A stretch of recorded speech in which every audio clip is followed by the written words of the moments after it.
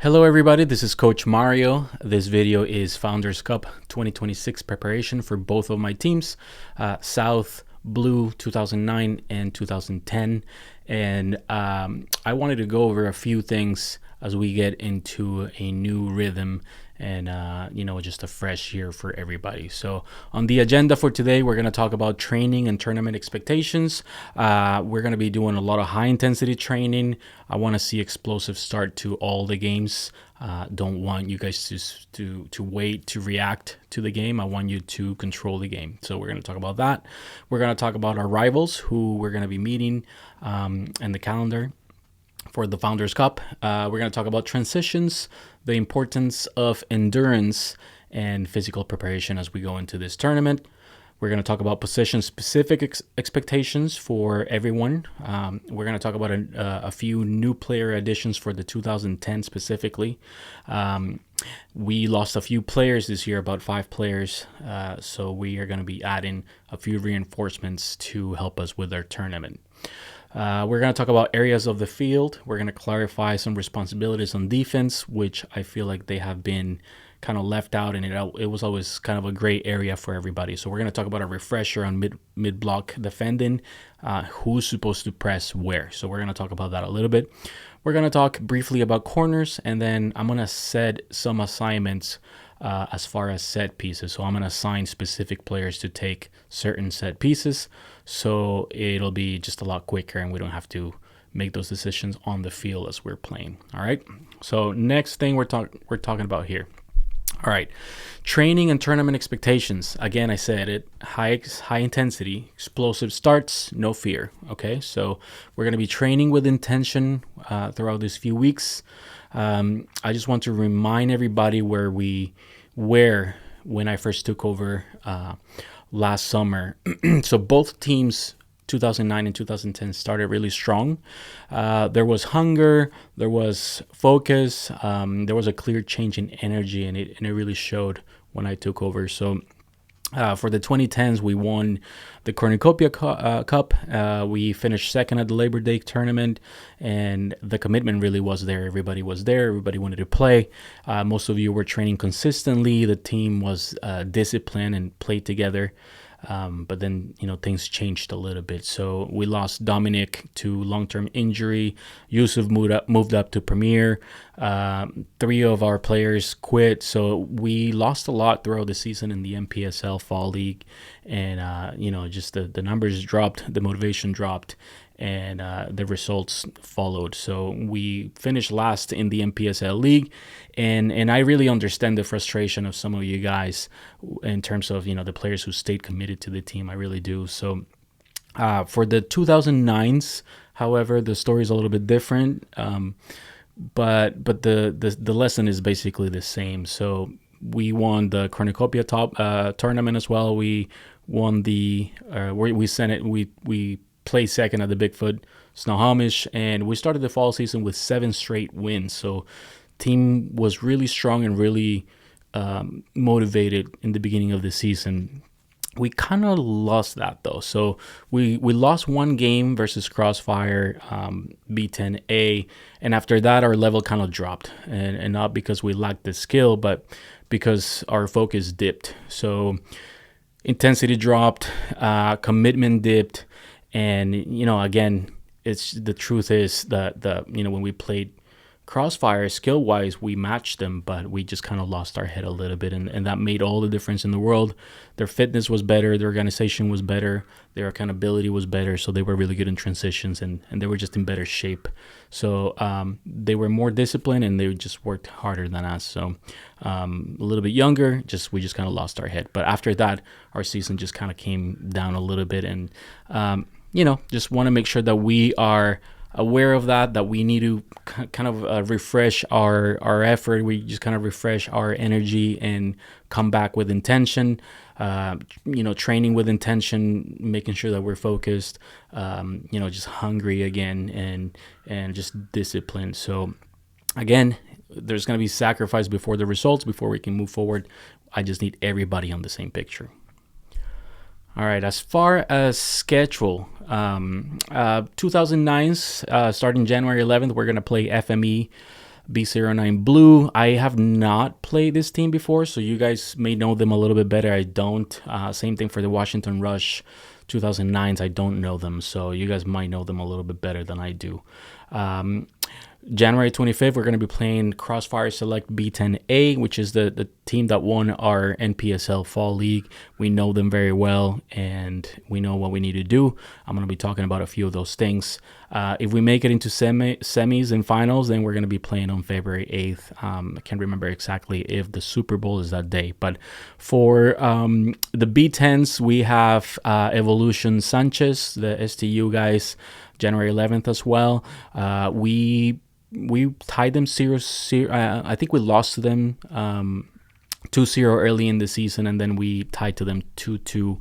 They scored. That was actually our last game of the season, and they scored in the very, very last second of the game. It was heartbreaking, but we know them, and we know we can beat them. So as far as NSC, we know them as well. We tied them 0-0 earlier in the season, and then we lost to them in the second part of the season since we lost so many players. But we've played RSA as well. We know what we can do with them as well. We won 2-0 the last game we played them with a bunch of guest players, so I'm expecting it'll be no different this time.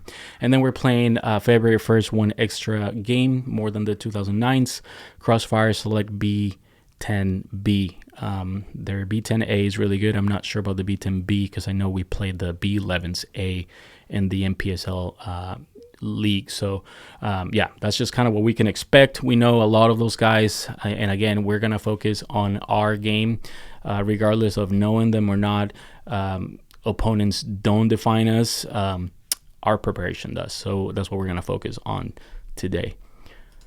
Transitions. As far as the transitions, I want to talk about the game and the game structure. But again, in the Brazil 2014 World Cup, we had a really good show of character by Costa Rica. And again, I'm from Costa Rica. I'm biased. You guys know that. But Costa Rica was placed in the so-called group of death. They played Italy, they played England, and Uruguay, 3 former World Cup champions. So really tough challenge. Everybody just told them, you have no chance. So their coach, Jorge Luis Pinto, made them train really hard. That was one thing that he was known for. Long sessions, high intensity. They train in hot conditions. They went into the beach side of Costa Rica and humidity because that's what was going to match the conditions in Brazil. And they planned for that. Constant tactical discipline. And my friend Carlos Castro, who played for him, said that they were in a rondo for 40 minutes once until they did it right. So, this guy was definitely a disciplined guy, and the players hated him. The players totally hated him. But the result, they topped the group. Nobody knew they could do that. They beat giants. They went undefeated through the entire tournament. They didn't lose a single game until they got to quarterfinals, and then they lost in penalty kicks to Netherlands. But the lesson here is simple: is winning is fun, but it does not come without sacrifice. So we're going to be working hard over the next few weeks. I'm going to be asking a lot from you guys, and training will be intentional.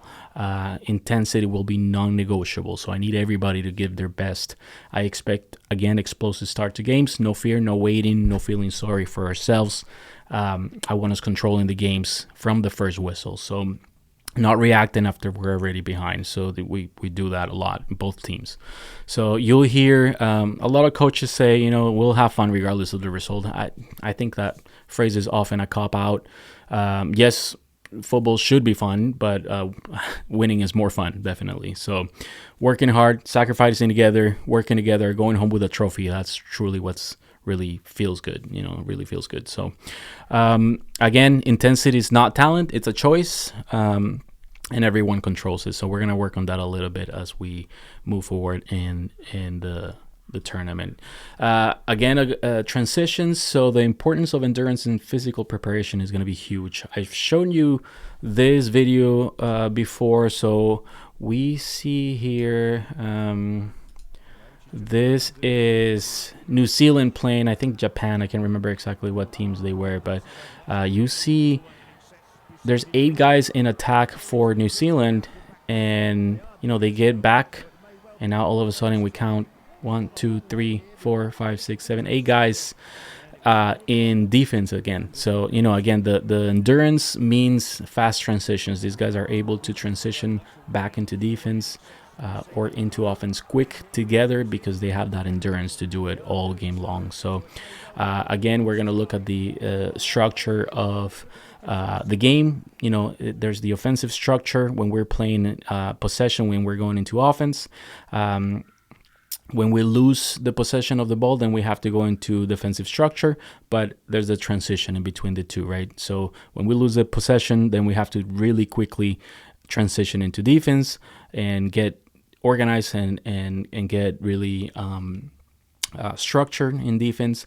And when we gain the possession of the ball, then we have to transition really quick into offense. So that's basically the game. It's just 4 stages: offense, defensive transition, defense, offensive transition when we get the ball back. So again, this example from New Zealand is amazing because it gives us really a great example of what should happen, which is as soon as you lose the ball, everybody runs quick, sprinting. Everybody gets structured and organized for defense. And that's one thing that Crossfire B10A did a lot, and that's why they were so successful. They won 11 games and they tied 1. They went undefeated the entire season. I think they were maybe a little mismatched with all the other teams, but again, they understood that and they executed it perfectly. So that's going to be something we're going to be working on. Next slide here is possession-specific expectations. Everyone has to defend. Okay, that is non-negotiable as well. I've been preaching this all year long. As far as the front 3, pretty much when we're playing with 2 wingers and a striker, we're not getting that tracking back and helping in defense, and it really needs to happen. So I'm going to be asking a lot. Attacking players just have to defend. Goalkeeper, I'm going to be asking from you to be that defensive organizer. Fullback overlaps, we're going to look at that in the next slide here in a minute, but work rate is required from everybody. So and then we're going to talk about the zones as well, defensive zones. I'm going to clarify a little bit what needs to happen in terms of defense. So the one thing that we do need to do is make sure that, again, if you're playing striker, cam, winger, or whatever it is, you're defending. That's not optional. So we're going to look at a refresher for mid-block defending and how everybody, all 11 guys, I mean 10, I guess, because the keeper's not moving as well with the team, but all 10 guys are defending. So we're going to look at that. Again, your position tells me where you start, not how hard you work. There's this really old idea that if you're an attacking player, a striker or a cam or a winger, you don't have to work as much. That's not true. In modern football, everybody needs to defend, and that's why some teams are so successful, especially possession-based teams. So we're going to look at the position-specific expectations for fullbacks here. We don't do this enough, even though I've had a ton of exercises as far as overlapping. But let's look at this video here real quick.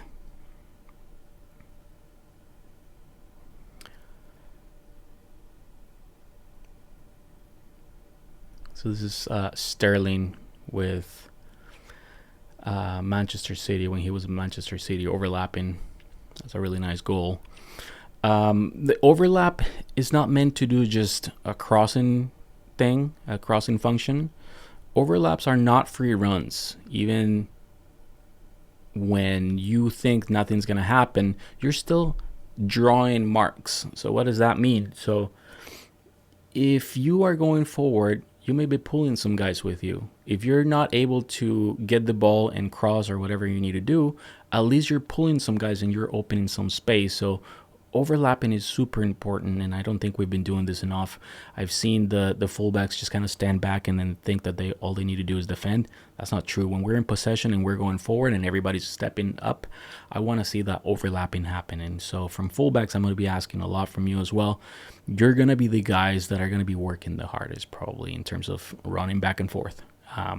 And I expect you to be organized in defense as well and supposed to be with your line when we're out of possession. But when we're in possession and we're going forward, I do want to see a little bit of that overlapping and open up a new channel, open up a new chance for the team to be able to score. So again, what's your first reaction when we lose the ball? Press, recover, or complain? So that's going to be something we're going to be looking at. So as far as understanding areas of the field, I wanted to clarify defensive responsibilities. So we're going to look at this picture here. So we're going to have the left wing channel, we're going to have the inside left channel, the central channel, the right or inside right channel, and then the right wing channel. We're going to have the final third, the middle third, and defensive third, or our own third.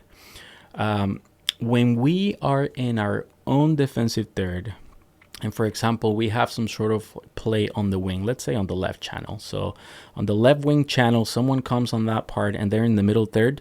I want to see the CDMs, defensive midfielders, press on those plays. Once it goes into the defensive third, then we can have the fullback press. But what I've seen a lot happen is the fullbacks come out into the middle third, sometimes even into the final third to press. And what's happening is someone is overlapping, or someone is dribbling past them, or they chip a ball over them, and then that play is gone. And then a lot of the opportunities for opponents are coming from the wings, because we don't really know how to defend those situations. So again, if you're in that inside left channel as a defensive mid, and you see someone coming on the wing, basically in that middle third section, I want midfielders to be the people responding for that.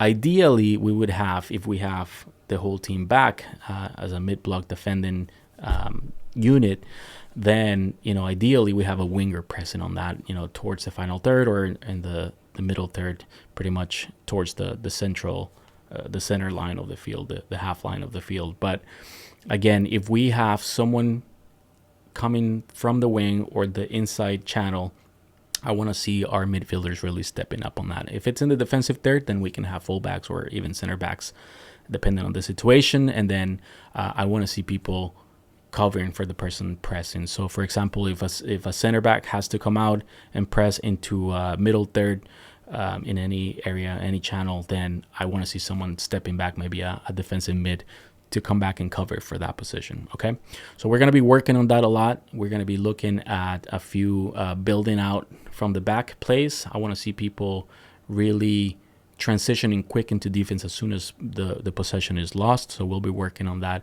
and then who's responsible for what. So who's supposed to be pressing where. So we'll look at that this week at training. But again, this is kind of what we're looking at. I just wanted to clarify a little bit of the responsibilities and making sure that people are pressing when they're supposed to. We are going to look at a refresher for mid-block defending. So this video here is Italy.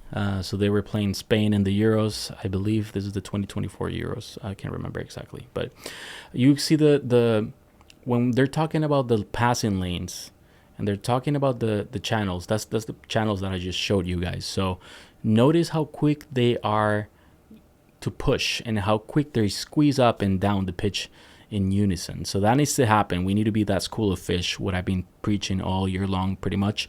You see how all the players, the entire team is pressing on this. Let's look at that again. The entire team is shifting together. This is going to require a lot of communication. This is going to require a lot of synchronization. So someone's going to have to be talking about shift left, shift right, step up, track down, track back. It has to happen. So the communication there has to happen. Everybody needs to move together. I don't want to see the attacking players just waiting up top and camping, waiting for balls, because that's just not gonna work. We're gonna get completely smoked if that's the case. Okay, so we're gonna look at that as well in training. As far as additions for the team, we have a few additions for the 2010s. We wanted to make sure to reinforce and kind of reinvigorate the team since we lost so many players. So again, I want you guys to get excited. I want to talk about the new additions because it's important that everyone understands why we're doing this, and we just need it simply. That's the reason. But when numbers drop, intensity drops, and people lose motivation, and so really habits slipped a lot with our 2010 team, and we need to train harder, and that the new guys can help us do that. So train better, compete harder, push each other a little bit harder as we get more people back. So individual context, We're gonna have Leo Montgomery. He's been training with Northwest 2010s with Coach Bishop, Josh Bishop. We're gonna have Miles. Miles is Emilio's friend. He played with SU when he was younger, and he has been playing high school in Thailand over the fall. So he's just back with his family, and he's here to help us. So we've added 4 players to really help us in this Founders Cup. But Jensel Valencia as well, he's also Emilio's friend. He played at Pacifico, and then more recently he played rec with the Panthers. And then we have Zach Miller. He's been training with Northwest as well. So those players are going to really help us, because then instead of having 12 or 11 guys at the games, now we can have a few subs and give everybody some fresh legs, and that's really going to help the team. So a lot of these guys are good, and I'm excited to see what they can do and how they can help us. So I just want to be clear that nothing and no one is guaranteed anything on this team. So if I see someone that's playing better and then giving me a harder effort, I'm going to give them the playing time. So that's just kind of how it's going to work. So I want to see everybody challenging each other, just challenging each other to be better. And, that's how real teams grow. You get a little bit of that healthy competition on the team, everybody steps up. So that's what we're going to do.